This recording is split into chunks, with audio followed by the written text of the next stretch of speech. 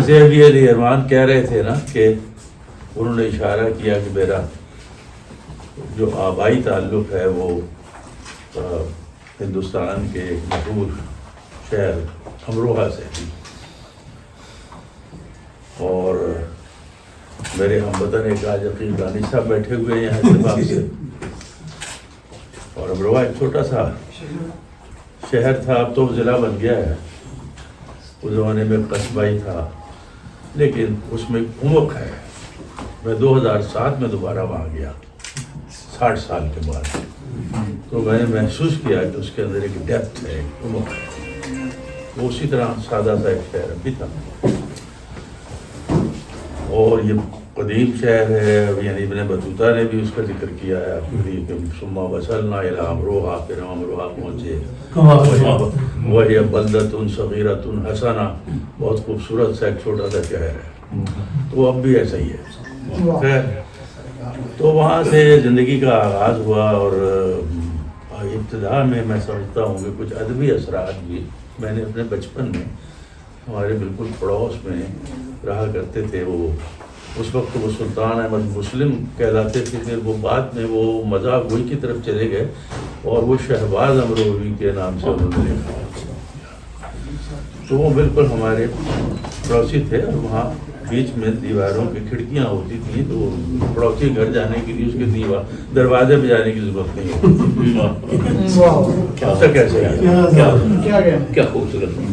تو ان کو بہت اچھے شاعر تھے، اور میں نے بچپن میں ان کی کچھ چیزیں سنی، بلکہ وہاں جو ہمارے جد امجد جن کے ہم اولاد ہیں ان کے عرس میں ایک مشاعرہ بھی ہوتا ہے، تو اس مشاعرے میں انہوں نے مجھے بچپن میں ہی، میرے کوئی عمر اس وقت 4-5 سال کی ہوگی، تو انہوں نے مجھے کچھ شعر لکھ کر دیے تھے اور کہا تھا کہ تمہیں ہم ساتھ لے جائیں گے، تو وہاں جا کے شعر پڑھیں، تو میں نے ان کی لکھی ہوئی کچھ چیزیں وہاں پڑھی۔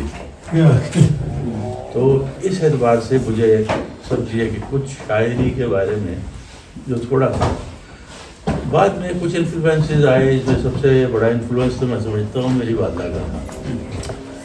ان کو شاعری سے بہت دلچسپی تھی، اور وہ کہا کرتی تھی کہ مجھے یہ خواہش تھی کہ ہمارے گھر میں بھی کوئی شاعر ہو، تو یہ اچھا ہوا کہ تم شاعر بن گئے۔ اچھا، ذوق ان کا میں سمجھتا ہوں بڑا غیر معمولی تھا، کیونکہ مجھے کئی واقعات اب یاد آتے ہیں تو میں محسوس کرتا ہوں کہ ایکسٹراڈنری، حالانکہ وہ روایتی اعتبار سے کوئی پڑھی لکھی نہیں تھی، اسکول جانے والی، لیکن ان کو پڑھنے لکھنے سے بڑا شغف تھا، اور وہ ہر طرح کی کتابیں پڑھتی تھیں اور شاعری سے بہت دلچسپی رکھتی تھیں، ریڈیو چلا کے، اور وہ مشاعرے ضرور سنتی تھیں، پھر اس میں یہ بھی بتاتی تھی کس شاعر نے کون سا شعر اچھا پڑھا۔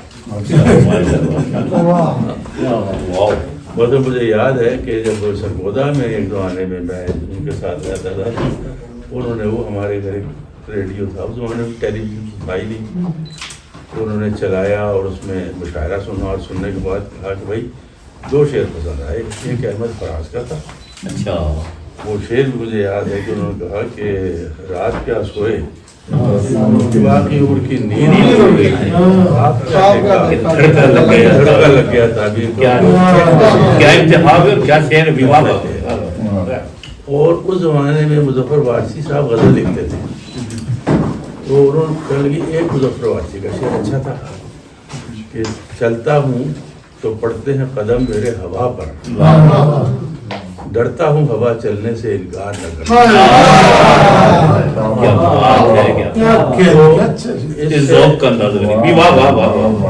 ان کے ذوق کا اندازہ ہوتا ہے کہ انہوں نے پورے مشاعرے میں سے 2 شعر سلیکٹ کیے، تو میں سمجھتا ہوں ان کی جو جب بھی میری آنکھ کھلتی تھی تو وہ کچھ منظوم مناجات تلاوت کے بعد پڑھ رہی ہوتی تھیں، اس سے بھی میرے ذہن پر اثر پڑتا تھا۔ خیر، بعد میں جب ہم یہاں پارٹیشن کے بعد منتقل ہو گئے منٹگوری میں جو ساحبال ہے، تو میری پھر 6ٹھی جماعت سے لے کر اور BA تک کی تعلیم منٹگوری کی۔ وہاں میں پہلے 5ویں جماعت میں نے پڑھی اسلامیہ ہائی اسکول منٹگوری سے، اس کے بعد میں گورنمنٹ ہائی اسکول منٹگوری سے میں 10ویں جماعت تک پڑھا۔ تو وہاں ہمارے اساتذہ میں ایک استاد تھے جو ہمیں اردو پڑھاتے تھے، ان کا نام تھا اپنا رانا غلام مصطفیٰ. تو غلام مرتضیٰ رانا مرتضیٰ صاحب کے نام سے مشہور تھے. میں سمجھتا ہوں کہ کچھ ادبی ذوق پیدا کرنے میں جو سب سے پہلے انفلوئنسز تھے اس میں ان کا بہت دخل تھا. وہ شاعر تھے خود, اور وہ جب ہمیں پڑھاتے تھے تو مجھے اب تک یاد ہے کہ انہوں نے ہمیں نوید رشید جماعت میں سرمایہ اردو جو حافظ محمود شیرانی صاحب کا انتخاب تھا وہ پڑھاتے تھے. تو انہوں نے یہ محسوس کر لیا تھا کہ میں موضوع تباہ ہوں اور میں شعر ٹھیک پڑھ لیتا ہوں. چنانچہ وہ ریڈنگ مجھ سے کروایا کرتے تھے. وہ سب جو نظمیں اس میں تھیں, یا رب یہ کسی مشعل کشتہ کا دھواں ہے, یا گلشن برباد کی یہ فصل خزاں ہے, اسماعیل مہدی صاحب نے جو لکھی ہے. تو وہ میں ریڈنگ کیا کرتا تھا اور وہ خوش ہوتے تھے کہ میں اس میں کچھ گڑبڑ نہیں کروں. انہوں نے سب سے پہلے ایک دفعہ ہمیں بلیک بورڈ پہ کلاس روم میں ایک, یعنی ہمارے لیے ایک بڑا نیا دریچہ تھا کہ انہوں نے شعر لکھا بلیک بورڈ پر, جب مشق بھر کر نہر سے عباس غازی گھر چلے, ایک جام کوثر بھر لیا اور خود سے باہر چلے.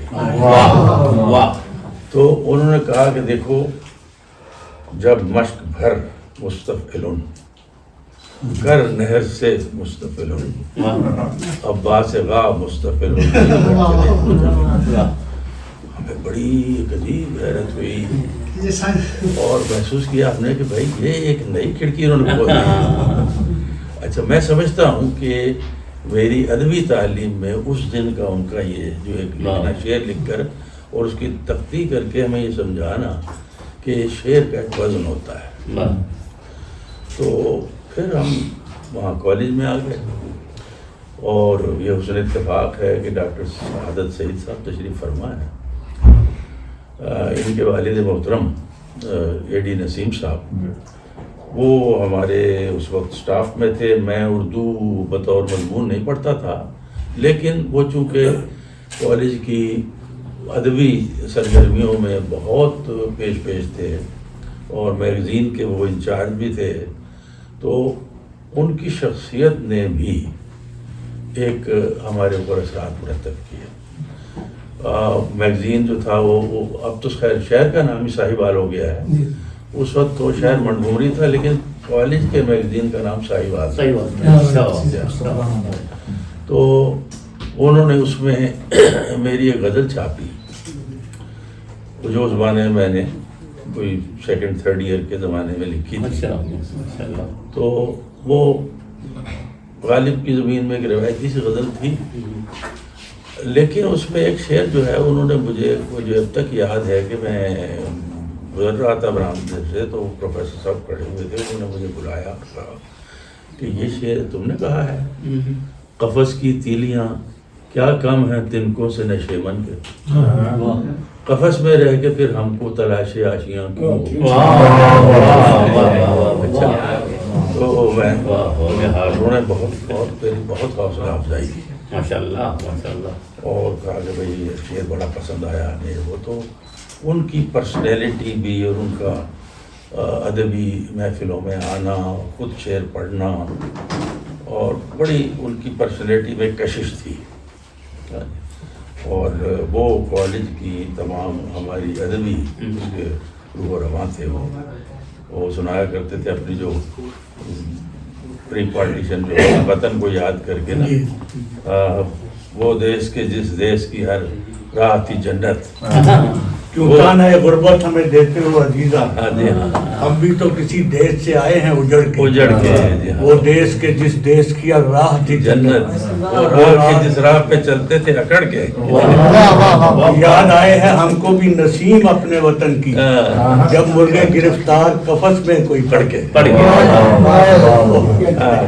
تو وہ بھی ہمارے لیے. اچھا, اسی طرح سے ڈاکٹر صوفی محمد ضیاء الحق صاحب جن سے میں نے عربی پڑھی, اور میں سمجھتا ہوں کہ میری زندگی میں میری والدہ کے بعد دوسرا بڑا انفلوئنس انہیں کا ہے.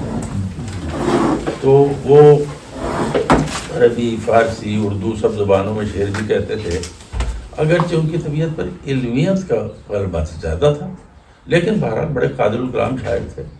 اور وہ پروفیسر اے ڈی نسیم صاحب سے پہلے وہ کالج کے میگزین کے انچارج رہ چکے تھے، تو ان کی شخصیت سے ہم نے بہت کچھ سیکھا. وہ ہمیں غالب کے بعد شعروں کا مفہوم سمجھاتے تھے اور کرتے تھے. کوئی ان سے باقاعدہ ہم نے کوئی شرح سخن تو نہیں لی، لیکن جو کچھ ہم لکھتے تھے اس میں ان کے انفلوئنس سے بہتری آتی تھی. پھر شہر میں مجید امجد موجود تھے. اب وہ مجید امجد صاحب کی پرسنالٹی، یعنی بالکل مٹا ہوا آدمی، ایک سائیکل پہ سوار، بہت دھیمی رفتار سے وہ جا رہے ہیں، ہم ان کو آتے جاتے دیکھتے. اور پھر وہاں کے ڈپٹی کمشنر تھے نیاز صاحب، انہوں نے ایک وہاں دارالمطالعہ بنوا دیا تھا جس کو بزم فکر و ادب کے نام سے یاد کیا جاتا تھا، اور عوام اس کو نیاز لائبریری کہتے تھے. تو نیاز صاحب نے بنوایا تھا. تو اس میں ہم جاتے وہاں، ایک تو یہ تھا کہ کتابیں الماریوں میں بہت اچھی رکھی ہوئی ہوتی تھیں، اور ہمیں آزادی ہوتی تھی کہ ہم نکال کے کتاب پڑھ لیں، دیکھ لیں. تو وہاں پر اشرف قدسی بھی ہمارے پرانے دوستوں میں، وہ وہاں پر اس زمانے میں اس کے لائبریرین بھی تھے. تو وہ کبھی کبھی ایک مشاعرہ اور ایک تنقیدی نشست کا اہتمام وہاں ہوا کرتا تھا. اچھا. تو اس میں جو اس دور میں لوگ آتے تھے نشستوں میں اور مشاعروں میں، ان میں عطا اللہ جنون صاحب تھے، وہ بھی بہت پختہ شاعر تھے. اسی طرح سے ایک مجید قادری صاحب تھے، اور ان کو لوگ بھول گئے اس زمانے میں بھی. وہ اصل میں ان کا اچانک انتقال ہو گیا، پھر وہ ان کی وہ ذرا نہیں رہی، لیکن وہ اپنی جگہ پر وہ بھی اپنے ڈھب کے بڑے کلاسیکل شاعر تھے. پیش مجید شاعری کا ہے کسے دماغ، کالے کے سامنے کبھی جلتا نہیں چراغ. رنگت بھی ان کی بڑی پکی تھی، اس لیے کالے کے سامنے کبھی جلتا نہیں چراغ. تو وہ تھے. پھر اسی طرح سے اس میں حاجی بشیر احمد بشیر صاحب تھے، جو بہت عمدہ شاعر تھے. منٹگمری کی سہانی شام کیا کہنے تیرے سائے میں غم دل ہے غم دنیا نہیں. اور پھر یہ کہ مجید امجد تھے. مجید امجد وہاں آتے تھے تو اس کی تنقیدی نشستوں میں ان کی حاجی صاحب سے نوک جھونک بھی ہوتی تھی. اور وہ مجھے یاد ہے اب تک کہ ہم ایک نشست میں گئے تو حاجی صاحب نے اپنی غزل تنقید کے لیے پیش کی. وہ غزل تھی کہ کس جمشید کی کس پیالے کی لے بیٹھے ہو بات، تم بھی اپنے دل میں جھانکو تم بھی وہ جمشید. وہ اسی قوافی پہ چل رہی تھی، رات گئی ہر بات تیری ہر بات میرا دل چھید ہے جی. تو وہ اس میں کیا تھا کس جمشید کی کس پیالے کی لے بیٹھے ہو بات. اب وہ مجید امجد صاحب بہت یعنی اپنی اظہار میں انتہائی جدید، لیکن وہ کلاسیکی دروست سے اتنی واقفیت تھی انہیں کی. انہوں نے کہا حاجی صاحب کس جمشید کی کس پیالے کی، پیالے نہیں ہوتا پیالے ہوتا ہے. اور پھر انہوں نے ساتھ ہی غالب کا مصرع پڑھا، پیالہ اگر نہیں دیتا نہ دے شراب دے. حاجی صاحب نے کہا اپنے ہاتھ سے میری چائے کی پیالی میں چینی گھولو. یہ مجید امجد کا مصرع.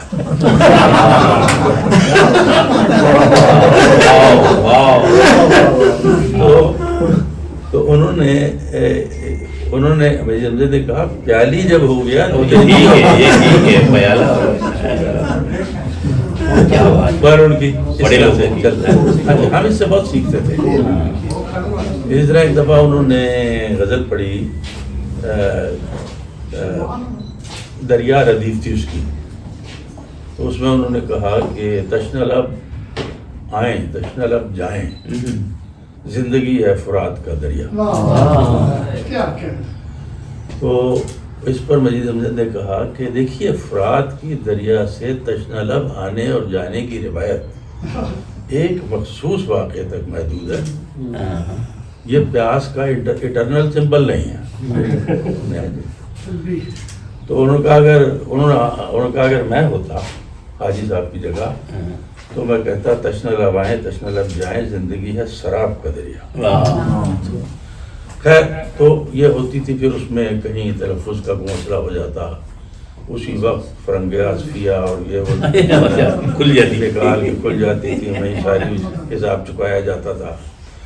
انہی محفلوں میں پہلی مرتبہ ہم نے منیر نیازی وہ سب جا چکے تھے، ساحل سے لاہور چلے گئے تھے، تو وہ وہاں سے آتے، کبھی ظفر اقبال اکاڑا سے آ جاتے، یہ سب لوگ اس وقت یعنی بہت پرائم پر تھے، ابھی جوان بھی تھے، اور ان کو ہم نے پہلی دفعہ وہیں پر سنا انہی محفلوں میں۔ تو مجھے اب تک یاد ہے کہ وہ منیر نیازی صاحب کی تو ایک شان محبوبی تھی ان کی طبیعت میں، وہ آ کر وہ ایک صوفے پر تقریباً نیم دراز ہو کے انہوں نے اپنے شعر سنائے، اور دیکھ کے کیا تھا وہ، دیکھ کے تیرے چہرے پر ناخن کا سرخ نشان، میری جگہ پر کوئی بھی ہوتا رہ جاتا حیران۔ تو وہ ظفر اقبال صاحب کی غزل پہلی دفعہ ہم نے ان کی زبانی وہیں سنی، سبز جنگل سے گزرتے ہوئے ڈرتا ہوں ظفر، پھر کوئی شاخ مجھے پاس بلائے نہ گئی۔ ان کی آب رواں اسی زمانے میں چھپی، مجید امجد کی شب رفتہ اسی زمانے میں چھپی، اور ان دونوں کتابوں کو ہم نے خوب پڑھا، اور دونوں کتابیں یادگار کتابیں تھیں۔ اور مجید امجد کو پھر کالج کی ہمارے مجلس ادب میں بلایا گیا، تو انہوں نے وہاں ہمیں جو نظمیں سنائی ان میں ان کی نظم کنواں بھی تھی، اور ایک تو نظم کی لہی ایسی ہے، اور پھر وہ جس طرح آنکھیں تھوڑی سی بند کر کے اور لرزتی ہوئی پلکوں کے ساتھ وہ پڑھا کرتے تھے، وہ پڑھنے کا ان کا انداز بھی اپنا ہی تھا۔ کنواں چل رہا ہے مگر کھیت سوکھے پڑے ہیں، نہ فصل نہ فرمن نہ دانا، نہ پھولوں کی نہ شاخوں کی باہیں نہ پھولوں کے ماتھے، نہ شاخوں کی باہیں نہ پھولوں کے ماتھے، پھولوں کے بکڑے، نہ کلیوں کے ماتھے، نہ رت کی جوانی، گزرتا ہے کیاروں کے پیاسے کناروں کو یوں چیرتا تیز خون رنگ پانی، کہ جس طرح زخموں کی دکھتی ٹپکتی دیشتر کی روانی، ادھر دھیری دھیری کنویں کی نفیریں چھیڑے چلی جا رہی ہے ترانہ اور اسرار گانا۔ بڑی عمدہ نظم تھی، ان سے ہم نے خود سنی ہے نظم۔ پھر اسی زمانے میں وہاں جو لوگ اس وقت کی ادبی اس میں تھے، صابر کجائی صاحب، صابر کجائی صاحب غالباً پیشے کے اعتبار سے پٹواری یا کوئی ایسا ہی کچھ تھا ان کا، ڈرافٹسمین تھے جہاں، تو وہ مخصوص ان کا قدر اتنا دراز نہیں تھا، لیکن بڑی ان کی آواز بہت اچھی تھی، اور وہ ترنم سے جو پڑھتے تھے، تو بعد میں وہ کنجا کے رہنے والے تھے، تو وہ وہاں کسی خاندانی جھگڑے وگڑے کی وجہ سے انہیں قتل کر دیا گیا۔ اس پر مجید امجد نے بڑی زبردست نظم لکھی، بڑی زبردست نظم لکھی، تو وہ بھی ہمیں اب تک یاد ہے ساری۔ میں ان باتوں کو اختصار کرتا چلتا ہوں۔ تو جو مجلس ادب ہماری کالج کی تھی، اس میں بھی یعنی ان کے والد وہ گرامی ہوتے تھے، اور وہ جو تھے اپنا نون راشد صاحب کے بہنوں جی ایم ڈین مرزا صاحب وہ ہوتے تھے، اور آغا امجد علی ہوتے تھے، ایک شجاعت بخاری صاحب فارسی کے ہوتے تھے اساتذہ میں، اور طالب علموں میں ہم لوگ تھے، میں تھا، اور ناصر شہزاد تھے، اور عبدالقیوم صبا تھے، اور بہت سے کچھ لڑکے۔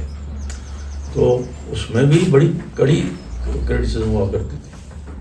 ناصر شہزاد ایک دن آیا اور اس نے غزل بڑی اچھی پڑھی، وہ ہندی کے آنکھ میں غزلیں کہتے تھے، اور پڑھی کہ وہ مکھڑے سے آنچ آئی مہکار پیرہن سے، یہ کون ادھر سے گزرا شوخی سے باغ پن سے.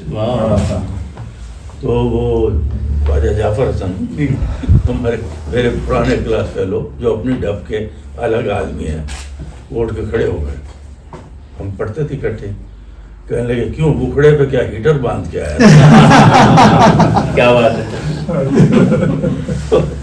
تو ہم نے بھی اپنی کچھ غزلیں وہاں ابتدا میں تنقید کے لیے پیش کی اور بڑی کڑی تنقید کی گئی اس پر، کافی اچھی طرح سے ٹھکائی ہوتی تھی چھوٹی چھوٹی بڑی بات. اس میں مجھے بلکہ یہ بھی دلچسپ لطیفہ یاد ہے کہ جی ایم ڈین مرزا صاحب صدارت کر رہے تھے، تو میں نے وہ بڑی کلاسیکل طرز کی ایک غزل پڑھی جس میں ایک مصرع تھا کہ ادھر پتی اڑی گل سے ادھر جان جس میں بلبل سے. تو انہوں نے پتی کو بتی سمجھا. اچھا ہے واہ. تو انہوں نے تنقید کرتے ہوئے کہا کہ بھائی ہم نے تو سنا تھا کہ گل جو ہے وہ بتی سے اڑتا ہے، یہ بتی گل سے کیسے اڑی؟ تو جب لوگوں نے کہا جی یہ بتی نہیں یہ پتی ہے تو پھر بہت لطف اٹھایا گیا. تو یہ ماحول اس وقت تھا گورنمنٹ کالج مانٹگومری کا، اور اس میں بہت اچھے اچھے لوگ اور بڑی باذوق باتیں اور یہ ادبی لطائف، ادبی نوک جھونک، یہ سب چیزیں چلتی تھیں اور اسی سے ہماری تربیت ہوتی.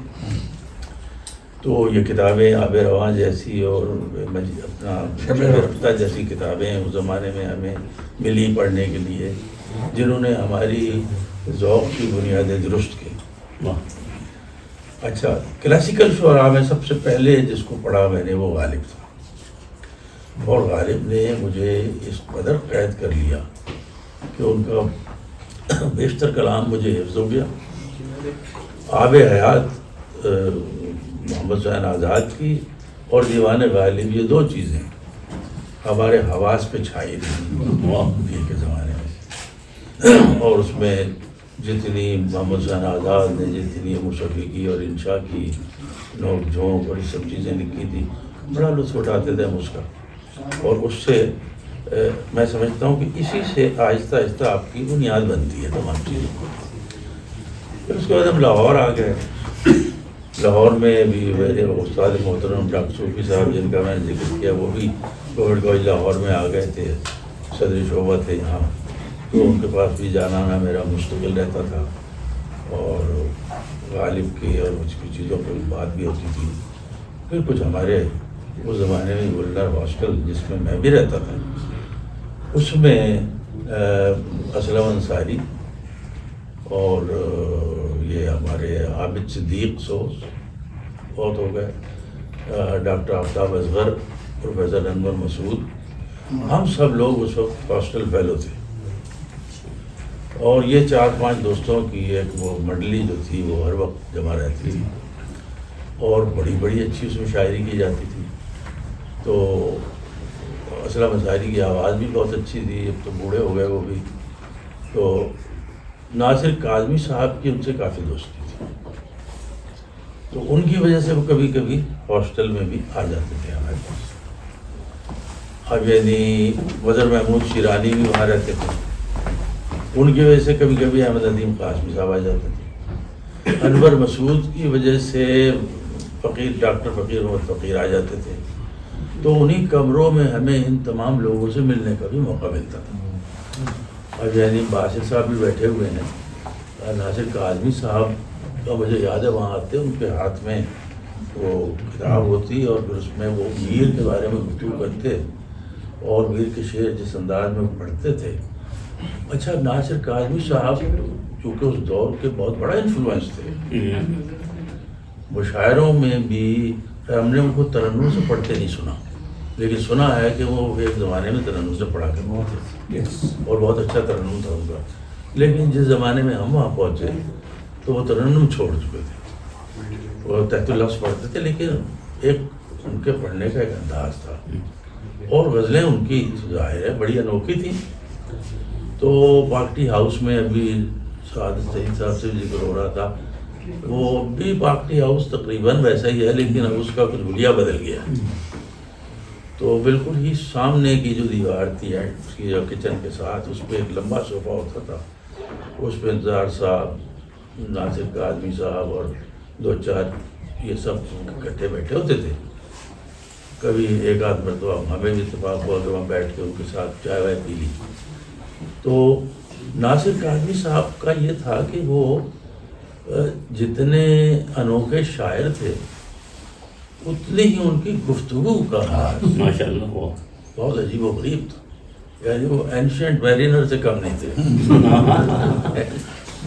وہ آپ ان کی بات سننے بیٹھ جائیں, بس وہ آپ کو ہولڈ کر لیں, اور کچھ بھی وہ سنائیں آپ جو ہے نا, وہ جو ولنگ سسپینشن آف ڈسبلیف وہ اس پہ ہوگا. تو ناصر کاظمی صاحب سے ویسے بھی ہمیں ملنے کا, کبھی ان کے ساتھ چلنے چلانے کا, کچھ چیز سننے کا, وہ اب تک مجھے یاد ہے کہ یہ ہم پارٹی ہاؤس کی طرف جا رہے تھے, تو جو یہ مال روڈ کا اسی سائڈ کا جو فٹ پاتھ ہے اس پہ چلتے ہوئے انہوں نے اس زمانے میں وہ غزل کہی تھی, یوں آیا وہ جانے بہار, جیسے جگ میں پھیلے بات, پھر جاڑوں کی رت آئی, چھوٹا دن اور لمبی رات. کیا کمال کا شعر تھا یہ, آج تک ہمارے ذہنوں پہ ثبت ہے. پھر جاڑوں کی رت آئی, گھر میں اس چھولا رو کے آتے ہی روشنی شمع دان سے اتری.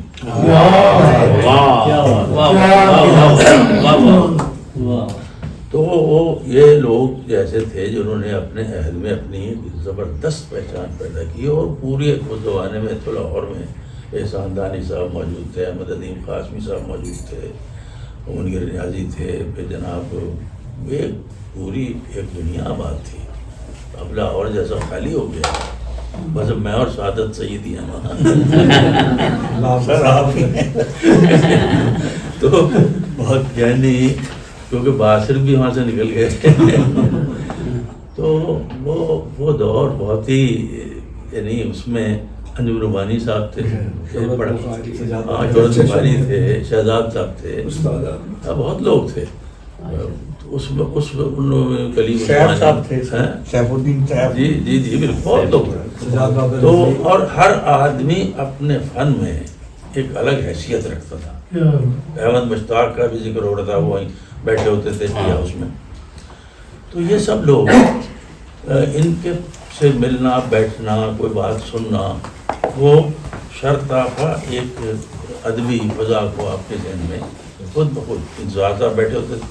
اچھا, اب یعنی ناصر کاظمی صاحب کی پرسنالٹی بھی, ان کی گفتگو بھی, اچھا اب ظاہر ہے کہ ناصر کاظمی کی شاعری تو رہ گئی, انشاءاللہ رہے گی, لیکن جو گفتگو جس طریقے سے وہ کرتے تھے, جن لوگوں نے سن لی انہوں نے سن لی. اب آپ کو اس کا کوئی نمونہ نہیں مل سکتا. تو انوکھے لوگ تھے سارے. تو ان لوگوں کی یعنی صحبت میں تربیت ہوتی رہی. کوئی ڈیسٹینیشن ہے ہی نہیں جہاں تک میں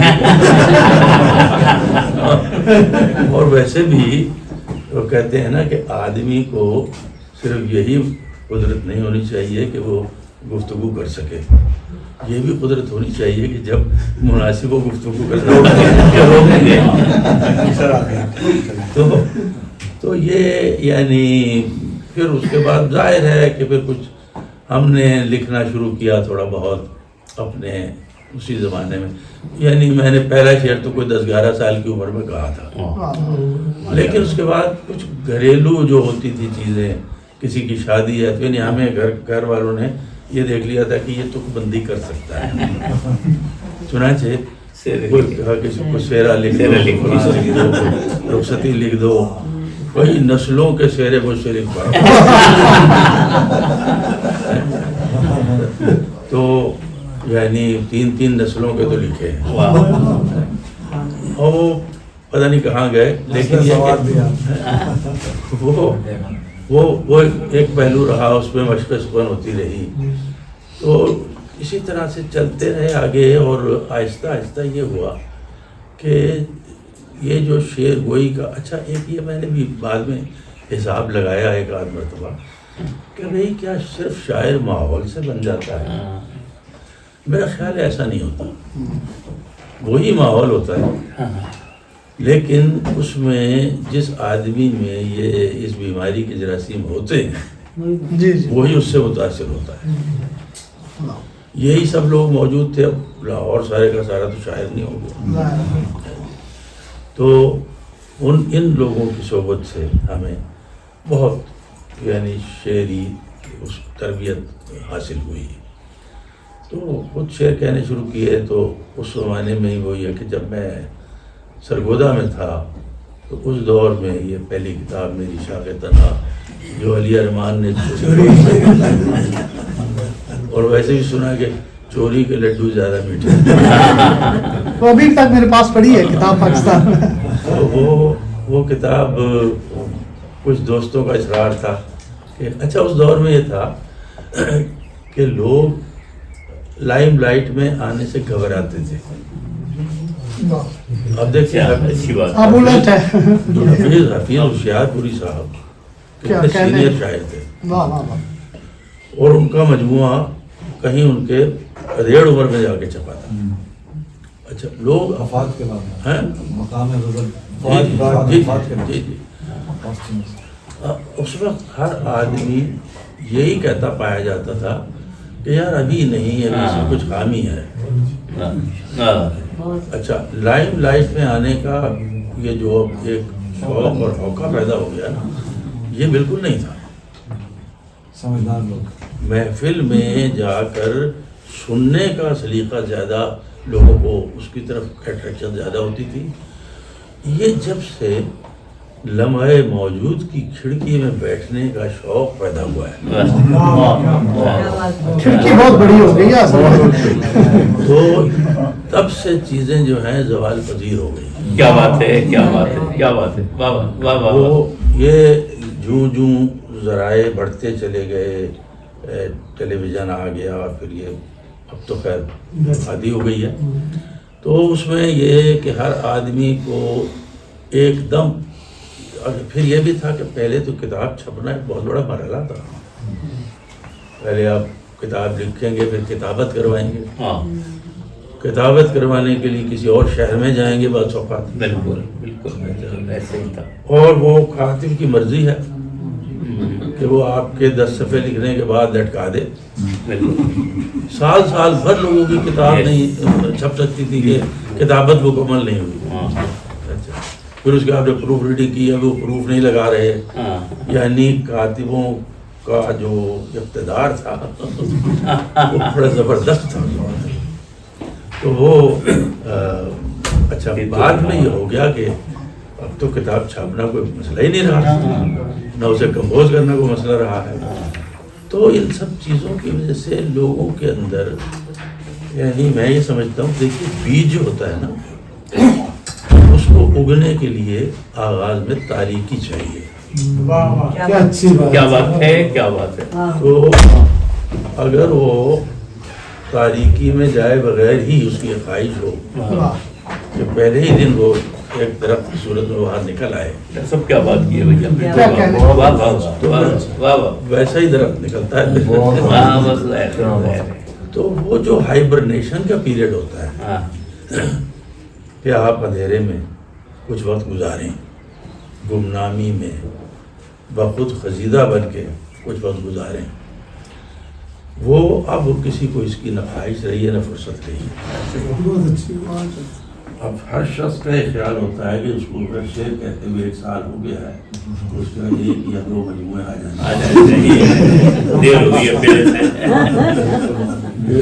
اچھا یہ جو کتابوں کی رونمائی ہے، اس سے لوگ بڑے پریشان ہوا کرتے تھے۔